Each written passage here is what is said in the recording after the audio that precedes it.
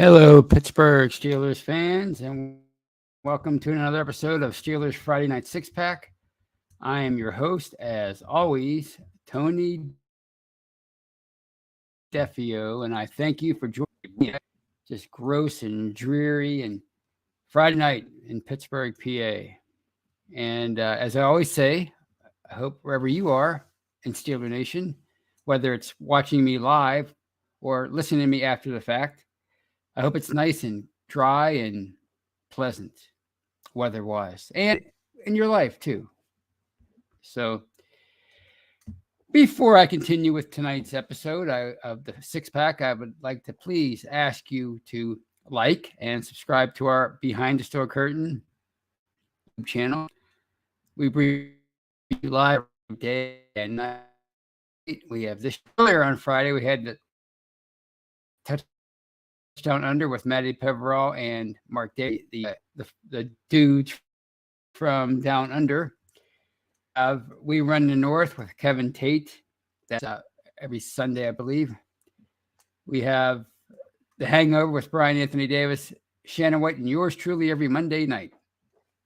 And before I forget, Sunday we have the Steelers post-game show with Brian Anthony Davis, Jeff Hartman, and Dave Schofield. Moving ahead to Tuesday, we have the Scobro show with Dave and Rich Schofield. Wednesday, we have Know Your Enemy with Jeffrey Benedict and Shannon. A very popular preview with Dave. Is that all the live shows? I believe so. And you can catch all those live shows also live on Facebook.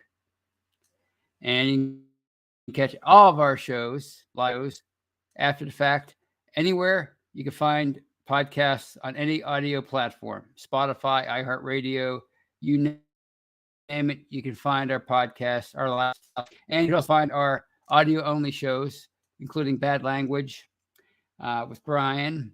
We have State of the Steelers with Daniel J. We have the Steelers Fix with Andrew Wilbar and Jeremy Betts. We have Let's Ride with Jeff. We have the Stat Geek with Dave. We have From the Cutting Room Floor with Jeffrey. We have Bad Language. Did I say Bad Language with Brian? Yes, we have Here We Go, the Steelers Show with Brian and KT Smith. We have What Ian's Talking About with Kyle Kreis and his buddy over on the West Coast. We have just so many fine Steeler programming for you. So please check us out. And of course, check out Behind the Steel Curtain, the website. We bring you news, we bring you commentary, and we bring you film breakdown. We bring you everything you need that's Steelers or NFL related. We have it for you. You won't be sorry. It's your one-stop shop for all your Steelers needs. And let's see who we have live chatting. Kathy Ford, who's number one, first one in. Yes, Daredevil, and Daredevil answers, says present. All right, there you go. Good attendance. We have George Teston, Brian Brown, Craig Lawson. That's a new one from Facebook. Welcome, Craig. Lon Campbell from YouTube. Teddy Belcher. What's this channel about? He asked, or it's about the Steelers. Teddy.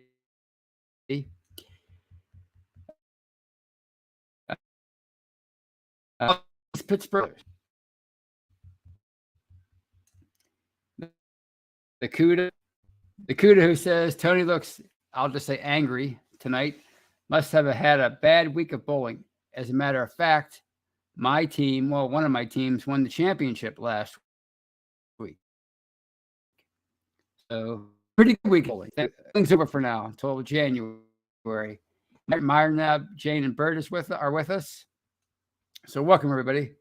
And it's Brian ask things rain all day. It's raining harder now than ever, and it's probably going to rain through tomorrow morning. So yes, but things fine with everybody around the country who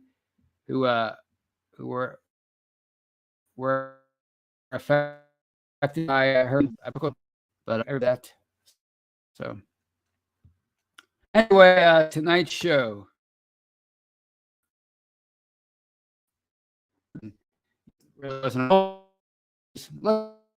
We do, I just want to we're going to do in this show. And I'm going to leave it open to you. I want to open the floor to you guys out there. I want you to state, because I ramble on long to this, but I want you to state your case as to why you think the Steelers are actually going to improve over the last 9 games as they come out of their bye on Sunday with a game against the Saints at 1 o'clock at Acrisure Stadium. Why do you think they're going to be better and improve on their 2-6 mark? Or why do you think they're going to stay the same or be even worse, continue down this losing path?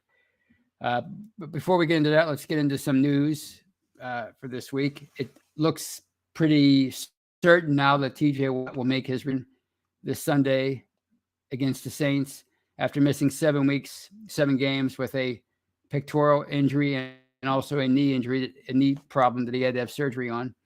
So it looks like he's going to be back. DeMonte Kazee, a defensive back, a guy with a really good track record around the NFL, somebody who led the NFL with interceptions one year. They had a big plans for him in their secondary, but he broke his arm in the preseason. And he's out on the IR, but he's back this week. He was activated. I think it was on Thursday or Wednesday, and unfortunately, Chris Boswell was placed on the IR with a groin injury. So, good news, bad news there. But it's going to be interesting to see what Kazee does in that secondary. They had plans for, presumably anyway, a lot of 3 safety looks. And because he's somebody who can play a lot of different positions in the slot, obviously deep safety, anywhere you need him to play, that makes Micah Fitzpatrick more valuable. And of course, Terrell Edmonds can do certain different things off of that. So that's going to be interesting. And of course, Watt, I can't remember a non-quarterback player who the anticipation of him was so high, and the belief being that he can make that much of a difference. A non-quarterback can make that much of a difference simply by in the lineup. So Watt's back. Chris Ball on the IR. Matthew Wright was signed to the practice squad and then activated to the 53-man roster. Akilla Witherspoon is out again. William Jackson III, who they traded for during the bye, he's out with a back injury. So that's your injury news for the Steelers. The Saints have 5 players out, including 2 starting offensive linemen, as well as defensive back Marshawn Lattimore. Mark Ingram is out. Pete Werner, inside linebackers, out. So both teams are dealing with injuries. Everybody pretty much dealing with injuries. But Pittsburgh and New Orleans are no strangers to that kind of stuff, and maybe that helps to explain why they're Pittsburgh's 2-6 and New Orleans is 3-6. So that's your news. So let's open it up to you now. How do you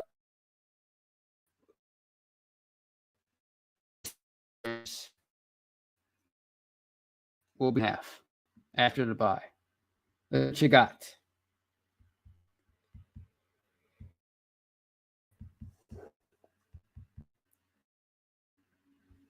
Ford says, or I'm sorry, Brown said.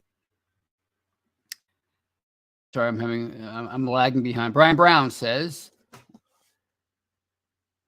well, George is right. George Teston, I think the Steelers are last in non-offensive stat. They are. I mean, they're this is the worst they've been in since 1970 in a lot of offensive categories. And the defense is pretty bad too, like we talked about last week. The defense should not be getting on as lightly as they have this year. They should be getting criticized a little bit more, even without TJ Watt in there, even without some of their injury issues. The defense should be under the microscope a little bit more. All right, Apparently my internet is off tonight. Maybe it's the rain. I don't know. I apologize. But I mean, if you're talking about why a reason they could be better in the second half, in addition to Watt and Kazee, those players returning to a defense that people thought could be elite, the schedule gets a lot easier on paper anyway over the last 9 games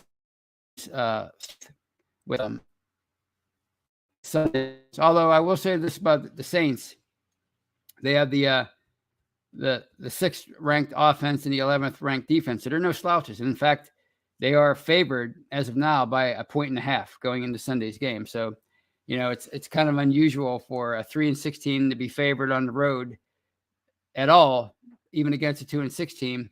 And I think that should tell you all you need to know about the state of Pittsburgh right now and the confidence that people have in them. Because when you think about it, the home team is usually spotted 3 points, right? And you know, so for New Orleans to be favored by 1.5, that tells you something, or that should tell you something. All right, that is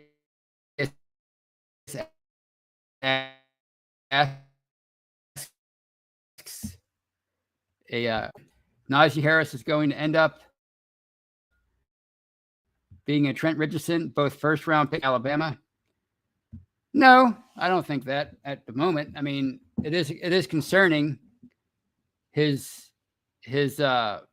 production this year has been concerning, but at the same time, as experts have pointed out, people like Chris Hoke and others who have made radio appearances on 93.7 and 105.9 this the last couple weeks.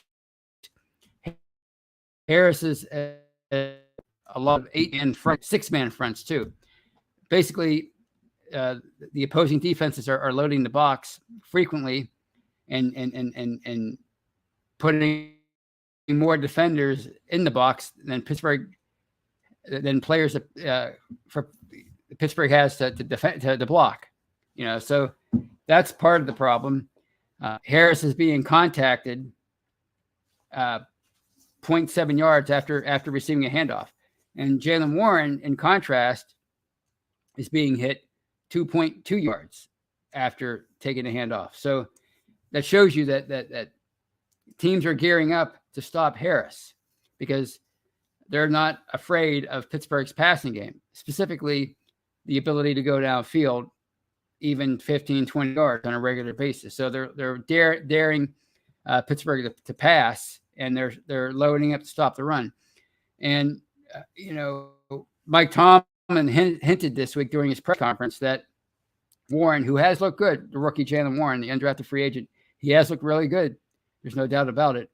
And Tomlin has hinted that Warren might get more carries this week. He might split carries with Harris even.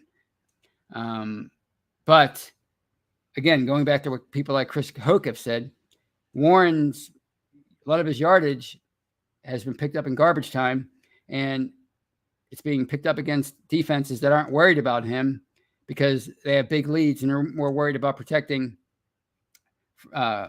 against the big play, which I don't even know why any defense would be worried about that against Pittsburgh this year. But so am I worried about Harris being a Trent Richardson?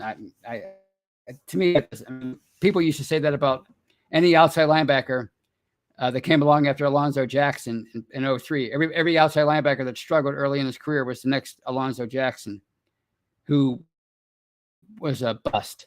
I think Harris showed you a lot last year. Did he suddenly lose the ability to be a productive back after 1 year? I mean, if he played like this last year and then followed it up with what he's doing this year, I'm maybe a little bit more worried. But I think his main problem is Pittsburgh's inability to put a cohesive passing game together and keep opposing defenses honest, something that's plagued this team for 2 years, this offense for 2 years. And I think until they get that cleared up, until they are able as an offense to to keep opposing defenses honest with their passing game, they're not going to be able to run the ball.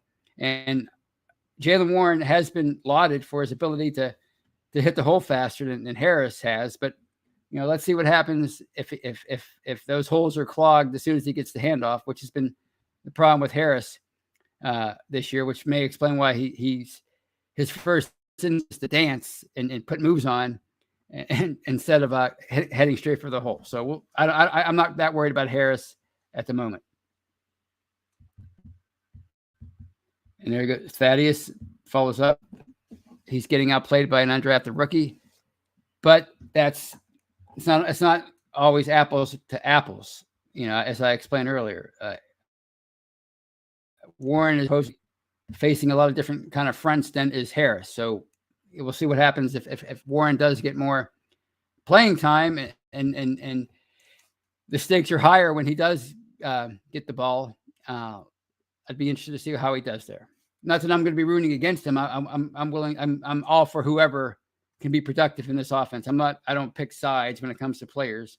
I want to see them all do well, but I'm I'm not willing to just say that Warren is automatically a better player than Harris because of the success that he's had in a very small sample size in different circumstances than Harris faces when he's getting the ball. Brian Brown asks,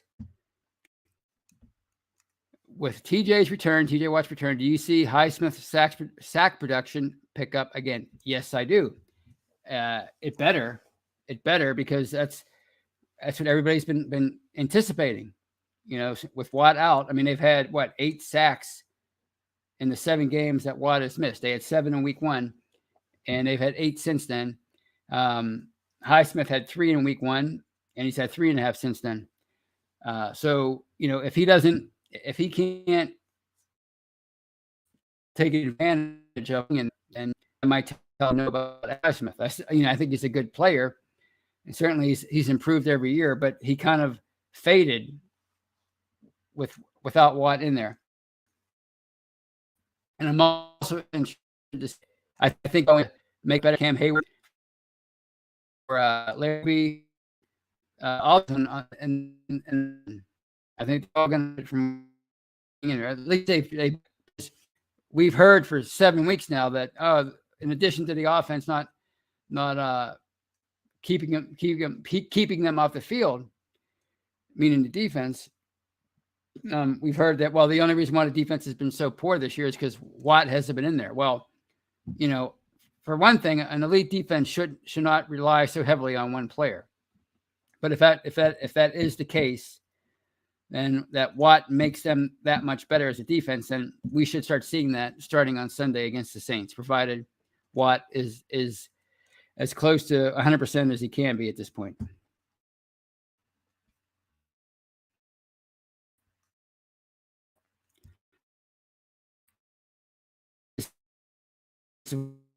One from M. Marshall's the Warren Harris debate, who says Warren is coming in on passing downs. That's right. I mean, that's been the general thought. That's been the consensus among people who have been observing this team this year, has faced different kinds of defenses. He's been getting the ball under different circumstances than has Harris. Now, I mean, if he comes in, for example, if he gets more carries on Sunday and the game still, in the balance and it's clear running situations and he's having success, then they have to sit up and take notice. And maybe this Jaylen Warren deserves more carries. Brian Brown asks, why did the Steelers change kickers? I know about Boz. Why did the Steelers cut Skiba? I don't know. I mean, they have a history with, Brian Brown's talking about the kicker who they signed for the play in the Eagles game a couple weeks ago, and he did pretty well. I can't really explain why they cut him to pick up Wright. Maybe they released him because they thought Boswell would be back, and once they decided they had to put Boswell on IR. Skiba, maybe they decided to move to go back to Matthew Wright, who they have a history with. They signed him, I believe, in 2020. Yeah, in 2020, he kicked some for them. So they have a history with him. And that might explain why they decided to re-sign him rather than go back to Skiba. The CUDA 70 says, I really hope if the Steelers are losing at halftime, the fans do not boo them. Might rattle Kenny Pickett. Well, I don't think it's going to rattle Pickett. He doesn't seem like the rattling type. But I mean, if they're playing horribly at halftime, do you blame the fan? Would you blame the fans at all for booing them off the field? I think they would deserve it the way they played, both on offense and defense. That got dominated on Monday Night Football by the Ravens. They're coming off a short week. If you can't put on a good performance in this, there might not be any hope for you at all this year. On that happy note, at the 22:20 mark, I think I'm going to take a few minutes and let you people, you fans, you listeners listening on the audio side, hear a word from our right back.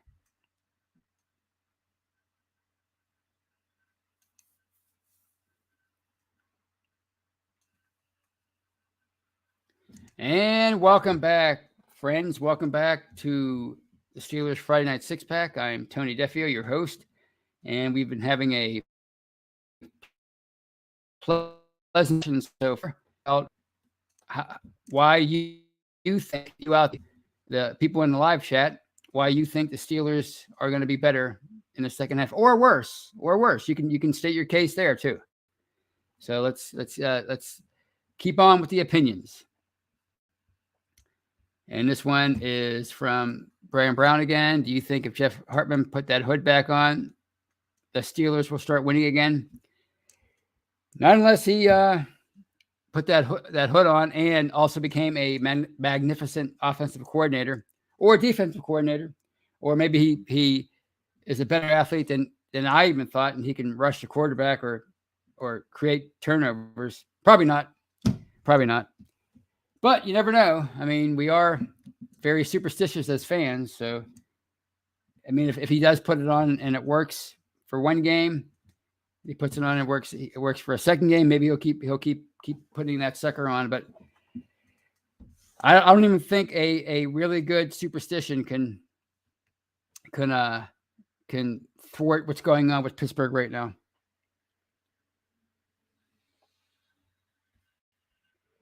And this one is from George Teston, who it's not even a football question. I just clicked on it because I like George, and he says, you didn't change your clock. It's 21:20 here. Well, I did change my clock. I was talking about the time of the length of the show. 21:20 mark. It's like in the football game at the 14-minute mark of the second quarter. That's really what I was going by. M. Marcus says of the second half, the defense should be better, but not sure about the offense. Yeah, you and me both, buddy. I mean, who can be sure about anything about this offense right now? It's been so long since they've given us any glimmer of hope that they can be even a semi-efficient offense. When was the last time they had a really good game offensively? I mean, it's been a while. I heard a stat this week, two stats. The one's been confirmed. Their longest offensive touchdown this year is 8 yards. 8 yards, which to me is crazy. They've scored 10 touchdowns on offense in 8 games, and their longest one was 8 yards. And Minka Fitzpatrick, this is what another reporter said this week, and I couldn't really confirm it because I'm not that good at math, but they seem to be pretty convinced of this. Minka Fitzpatrick had an INT, a pick six in week 1 that kicked off the season in Cincinnati. I think it was like 30-some yards. And according to what I was hearing on the radio on Friday, Pittsburgh's 10 offensive touchdowns combined, yardage wise, don't add up to what Miss Patrick gained, taking that interception back to the house in week 1, which to me just blows my mind. It's just this offense I just can't believe how bad it is.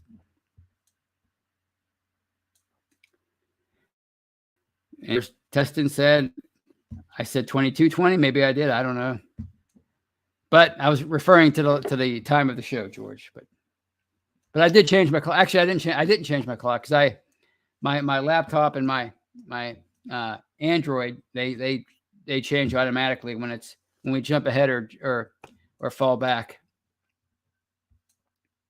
Brian Brown says, I'm sick of jet sweeps. Yes. That was all the rage 2 years ago. That seemed like a sexy play in 2020. And then that sexy play forgot to shave its legs, so to speak. And now nobody likes looking at the jet sweep anymore, unfortunately. But I'm for whatever. So if they can figure that out, I will. I'll be up for it. It's Mark Malone, the famed quarterback from the 80s, who says, but they have a play called double reverse. Well, I'm not going to read that. Mark Malone's always a jokester. Never mind. Ron Schultz joins us in the live chat. Howdy. He says, howdy, Tony. Howdy, Ron. Kathy Ford says, I remember jet sweeps. That's right. They were, because Matt Canada was the quarterback coach back in 2020. He was hired on, and speculation began that, oh my gosh, it's Matt Canada. He's the secret offensive coordinator, and he's going to show this Randy Fichtner how to design a game plan. And it's just a matter of time before they get rid of Fichtner and put Canada in. And they were right. It was just a matter of time, but unfortunately, it hasn't worked out quite well just yet. All right.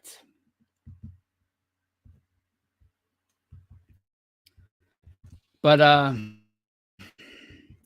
want to see how Kenny Pickett responds to the second half after really, there were some good things that happened with Kenny Pickett in the first half, but things got progressively worse for him as the weeks went along, and he really started to struggle. You could see the frustration. You could hear it in his voice when he would talk to reporters afterwards. So, for him to be thrown into the fire like that and then have to struggle like that and do so through the toughest part of their schedule, those 4 games that they played, his first 4 starts in Buffalo, against the Bucs at home, in Miami on Sunday night, and then in Philadelphia, the only undefeated team in the NFL. That's a heck of a way to start your NFL career as a rookie quarterback. So I want to see how he responds. I want to see how the offense responds.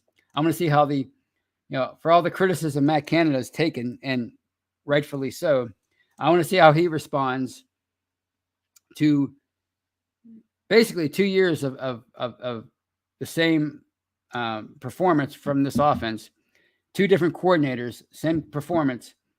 Anybody with a brain in their head would try to do something to change that, anybody with pride. And if Matt Canada doesn't know the criticism, if he's not aware of the criticisms he's faced this year, then he is really out of touch. So I want to see how he responds to this and what kind of game plan he devises and how he responds when the defense inevitably stops him, because everybody gets stopped at some point.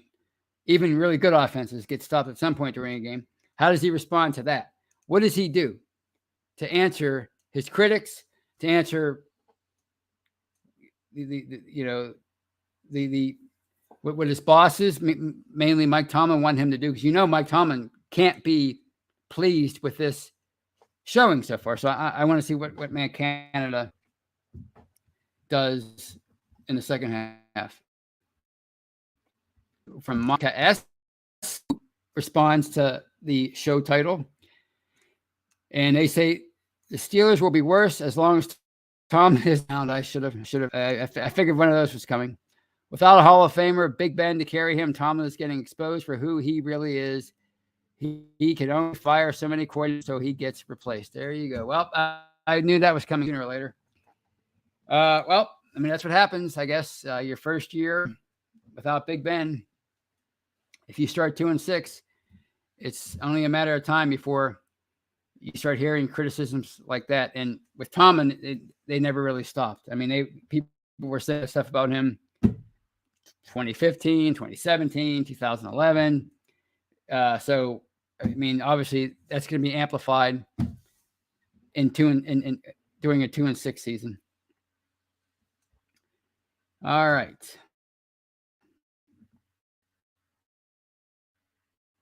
This is one who was having a conversation with Kathy Ford, and he says, Kathy Ford, I went to Steelers games when I was 8 years old. I am 68 now. I never boo this team. They will always be my team. Well, I mean, see, that's a misconception, I think. You can boo a team, and it still be your team. In fact, I think that shows a level of love. That's an example of a certain kind of love that you have. Because, I mean, you're not going to boo somebody you don't care about. I mean, you boo because you care about the product and you want it to get better. Now, I mean, if you're throwing batteries or issuing death threats or calling players, really bad things, then that's a different story. If you're writing really hateful emails or tweets or whatever, that's different. But booing, I mean, I think that's just you're expressing your dissatisfaction, but you're also expressing your love. It's a form of love. You care. So, I mean, I don't think it's not unreasonable to boo. Now, it's unreasonable maybe to boo Mason Rudolph as soon as he steps on the field in the first preseason game, just because you don't like Mason Rudolph.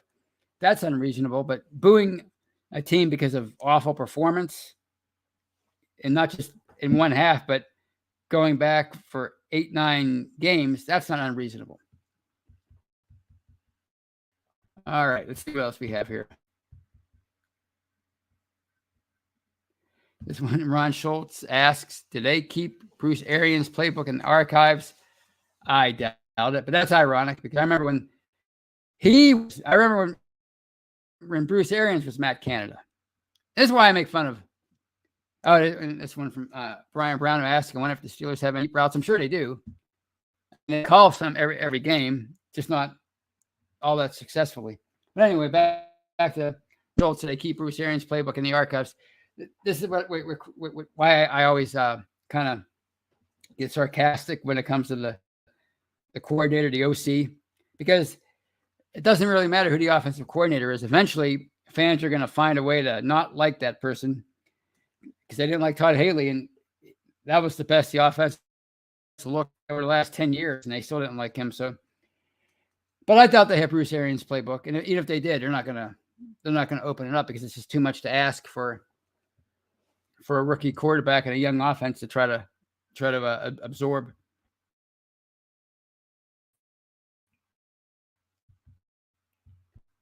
When George said, sorry, I'm a little lagging behind here. So, Tony, what do you think will get this offense going in the right direction?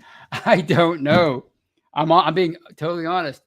We've tried to answer that question so many times over the last couple of years, and it's just I'm baffled. I don't know what to do anymore. I mean, the obvious answer is you have to be able to open up the passing game. That's really what's gonna open up the running game. But I mean, I'm sure they have to know that. I mean, it's on some level, Matt Canada, Mike Tomlin, whoever, they have to know, like, we've got to try something to open up this offense and it's just not working. So I don't know what the answer is anymore. Outside of bringing in 3 or 4 studs on offense next year on the offensive line and the receiving core and just letting their talent shine through. I don't know. I mean, at this point, Tony Romo during that Bills game, he said something really profound that I think a lot of conservative-minded offensive people and fans forget about. when it comes to a rookie quarterback. The best way to make life easier for a rookie quarterback in the passing game is to pass on first down, not run on first down. Because when you pass on first down, you're passing against running front, defenses that are set up to stop the run. So why we don't see more of that, I don't know. We heard all this talk about the quarterback under center this year and doing play action pass, and yet it seems like it's a lot of what you're saying is what you've seen in recent years, and that's passing out of the shotgun, running out of the shotgun almost exclusively, which I think it's hard to generate a running game when the linemen are on their heels. I don't know. I don't know. At this point, I'm just grasping at straws. It's just such a frustrating thing, Oh, this is a great question, and I know what my answer would be. Anyone else think Merrill Hodge would make a good OC? Heck yeah. This guy knows his football. And that's a good question. The people are always saying, oh, Big Ben should be the offensive coordinator. That's laughable. Big Ben, the guy that the fans spent 18 years complaining about not studying enough film, being a playground quarterback, he should be the OC, please. But Merrill Hodge, I don't know if he would want to do it. That takes a big commitment. He's been spending his post-football days breaking down film for ESPN and the like. That's a good way to make a living, without throwing your whole life into your profession. So I'm not sure he'd want to do it, but do I think he'd make a great OC? Heck yeah. Merrill Hodge knows his stuff. Believe me. I love Merrill Hodge.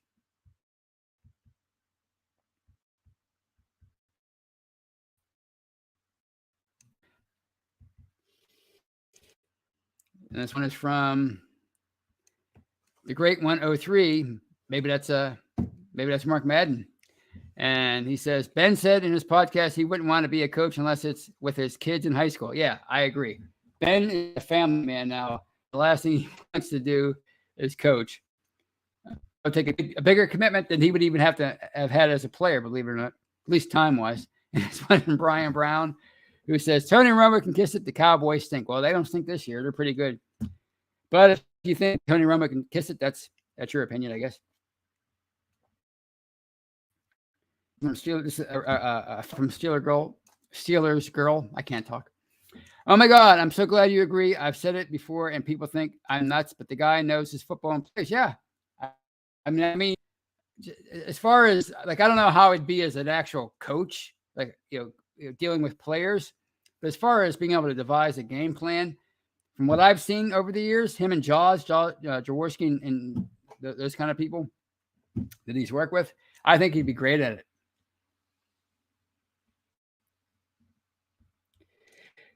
And this one is from Great 103. Do you think Mark Madden lives in Pittsburgh? Oh yeah, he does. He lives in I don't know where, but he's been doing a show here for like 25 years. He's definitely a Pittsburgher. True.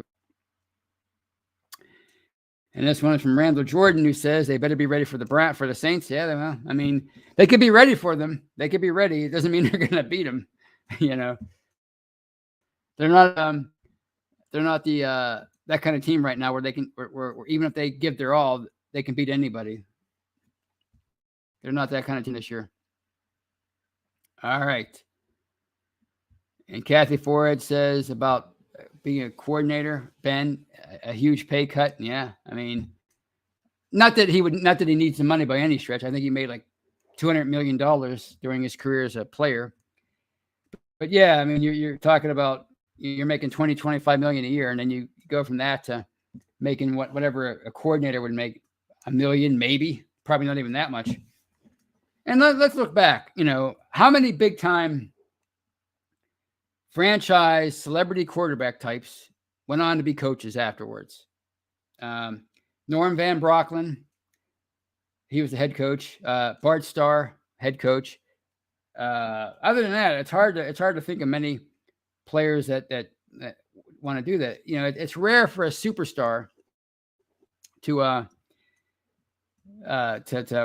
go into coaching. I just think it's because they made their money. They have a legacy, and they realize that going into coaching would be a huge pay cut, and it would take a huge time commitment. So, but Deion Sanders is doing it, which I'm shocked, and he's doing a good job. Apparently, I think it's Jackson State, it's a small black Southern school, and he's doing such a good job there that he's getting his the facilities at the school have been upgraded, and people are taking notice, and there's talk that he's going to get poached by a bigger school, like an SEC, whatever, like a big time college, which would be amazing to see prime time as a college coach, and it would and doing a great job. That would just be incredible. It's an incredible story. You never know who's gonna go on to be a great head coach. Hines Ward is going to be coaching the XFL next year, I guess, next year. So maybe he'll transition into the NFL ranks at a certain point. Michael O'Malley says that Ben Roethlisberger, he draws up play accurate with his kids now. Yeah, that's always been the the legacy he built. And he did put a lot of great plays together that would suggest that he drew plays up in the dirt. But that was his natural gift that few other quarterbacks had. You look back, people like Elway and maybe Randall Cunningham, people like that. There are a few players that have that kind of ability to make something out of nothing. But Ben Roethlisberger, that's what made him special. All right. What else I have here? Great one. Frank Reich was fired on during the week as head coach of the Colts, and immediately the cries began as the great one says, "Fire Canada" in all caps and hire Reich in all caps. But I think Reich's going to hold out for. Think about it. You're a head coach, right? And when they fire you, they have to pay you the rest of your contract. So, he essentially gets to enjoy the rest of the year with full pay, doing nothing, with a weekly paycheck. So why would he want to come back and go and coach and be a coordinator this year? Maybe next year, who knows? But maybe he'd want to be. Who says he doesn't want to be a head coach again? So it is funny because the Colts have been struggling mightily this year, and yes, Reich has had some success in the past as both a coordinator and a head coach offensively, but he's certainly not red hot right now in terms of his career, and yet people think he would come in here and just do a great job. Maybe he would. I can't imagine anybody doing worse. But anyway, it's probably not going to happen. In fact, I know it's not going to happen. Not this year, anyway.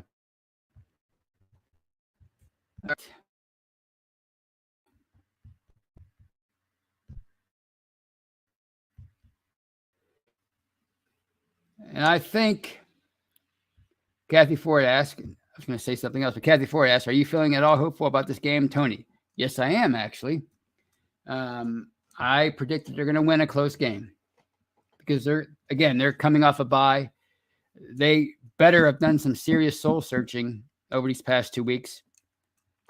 The Saints are coming off a short week, traveling, playing on the road, playing out of their time zone, I think.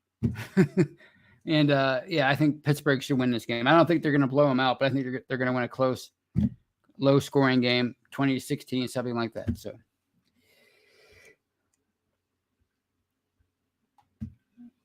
this one from Michael O'Malley. Tony, what if I really don't want this, but but TJ Watt comes back and re-injures his pec for a 2-6 team? Is it worth him coming back?